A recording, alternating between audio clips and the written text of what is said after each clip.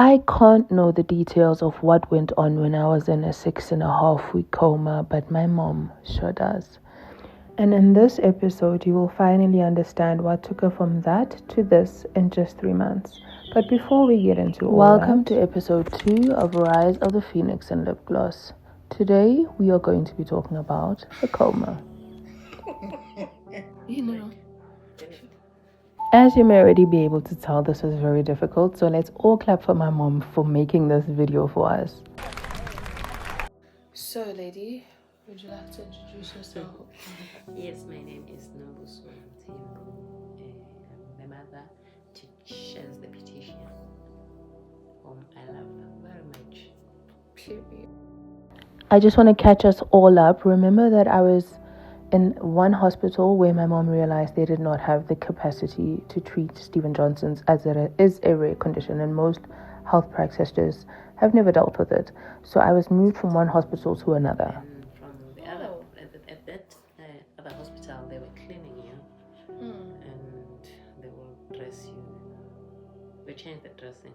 They kept changing the dressing and cleaning things because you're like wounded from head to your waist. When I got there on the first morning, they told me you were very ill.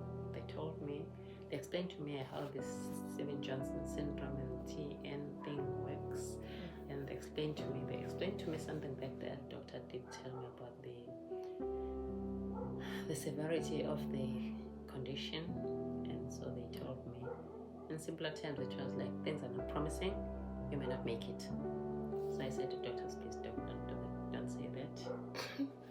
Talk like that? Yeah, so Stop it. I spoke to them, and on the same day they told me that they were going to put you on to an induced coma because of the pain you were in, and that they will have to take you to theater for quite a few times. So they told me you will not be able to stand the pain. Rather they induce you, then you'll be able to get treatment again. There were times when your face was swollen, the whole face was swollen, and you had the dressings on, put black at times, and I could see the nose because there were still little holes. The mouth was raw, the eyes were raw, and the other parts of your face had those black dressings on, and I could barely recognize you. And see, even people who will come to see you, they will just look at you through the windows, obviously, and they couldn't see you. They kept asking, where is she though? So it was a bit scary because it really looked like you were not going to make it, but I kept trusting God, praying so hard that you will make it still. Yeah,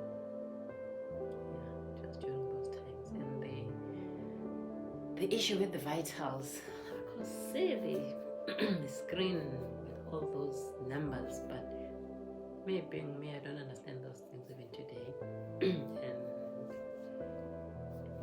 I kept looking at those things, and it was worrying. And I'll Google some of the things and it didn't add up. We'll see what it was scary, but then for the nurses as well, it was worrying to see them like that. But then I didn't mind. I didn't mind them.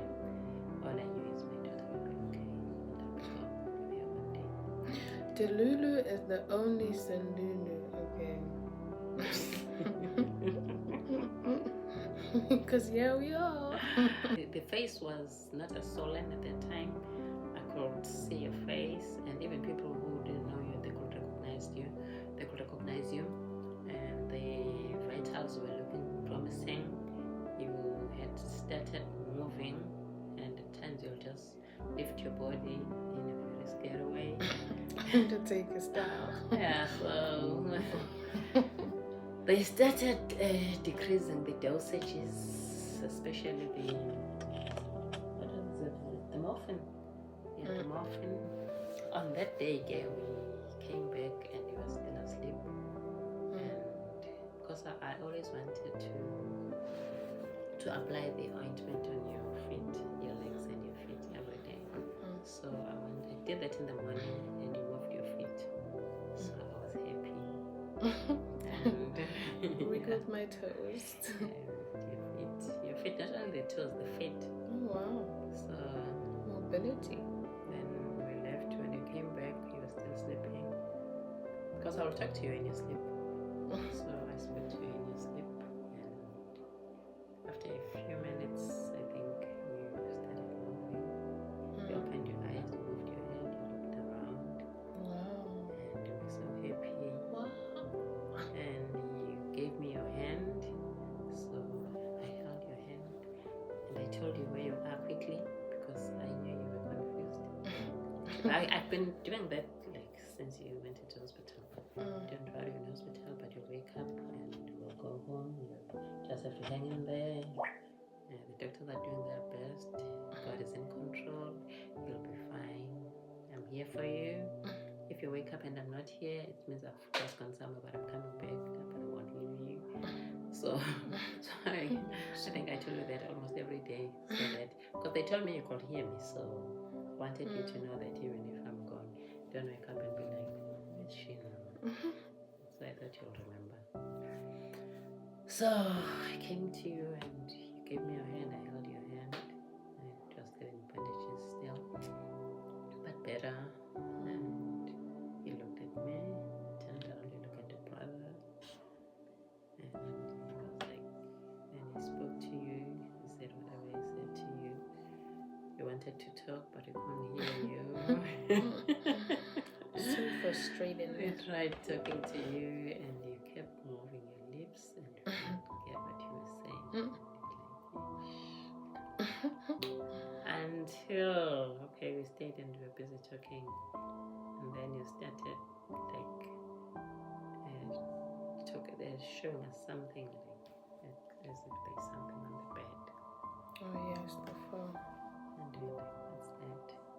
Okay, that phone story. So you thought there was a phone on the bed. And I kept saying it's not the phone, it's the bed that is vibrating. And you'll make me look for the phone, and I'll look for the phone, and I'll tell you there is no phone, it's a bed, and you'll be like, okay. Then after a few minutes time, we'll still do the same. You need to check the phone. It was a smart bed and it was vibrating, and I thought I was dreaming that there was a phone in the bed. You kept saying there is a phone in the bed. I was sure of it. Yeah. So yeah, that was the first time you woke up. What my mom does not share with you is that already within the first month, she quit her work just to be next to my side for the 6.5 weeks that I was asleep. She was in hospital for so long, she made close friends with everybody that worked there.